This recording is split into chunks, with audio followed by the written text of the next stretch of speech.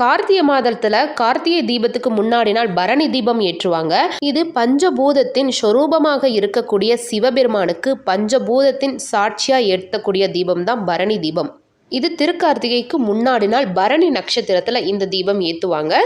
இந்த வருஷம் டிசம்பர் 3ஆம் தேதி திருக்கார்த்திகை, அதுக்கு முன்னாடி நாள் டிசம்பர் 2ஆம் தேதி மாலை 6:20 வரையும் அஸ்வினி நட்சத்திரம் இருக்குது. அதுக்கப்புறம் தான் பரணி நட்சத்திரம் ஆரம்பிக்குது.